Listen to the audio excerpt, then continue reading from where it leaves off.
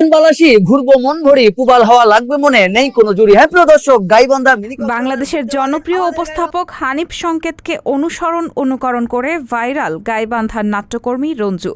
আঞ্চলিক ভাষায় গীত উপস্থাপক ধারা বিবরণী দিয়ে নেট দুনিয়ায় ভাইরাল এই তরুণ।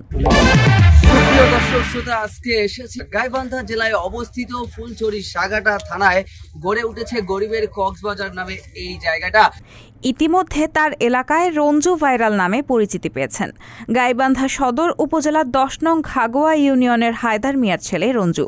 হতদরিদ্র পরিবারের মধ্যে 2 ভাই 1 বোনের সবার ছোট তিনি। লেখাপড়া বাদ দিয়ে পরিবারকে আর্থিকভাবে সহায়তা করতে বিভিন্ন খেলায় গিয়ে ধারাভাষ্যকার হিসেবে লেগে পড়েন। তার ধারাভাষ্যকার এলাকায় ছড়িয়ে পড়ে এবং বিভিন্ন জেলায় গিয়ে ধারাভাষ্যকারী করেন রঞ্জু। তার প্রতিভা দেখে গাইবান্ধা দড়িচক এলাকার মেহেদি হাসান মুন্না নামে একটি ছেলে তাকে ফেসবুক পেজ খোলার পরামর্শ দেন।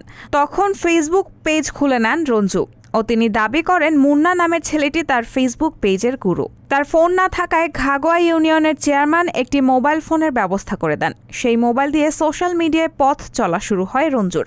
রঞ্জু মিয়ার মা দাবি করেন তার কাছে ফোন না থাকায় অনেকজনের অনেক কথা শুনতে হয়েছে। এই পেজের টাকা দিয়ে নাকি গরিব মানুষ অসহায়দের পাশে থাকবেন রঞ্জু।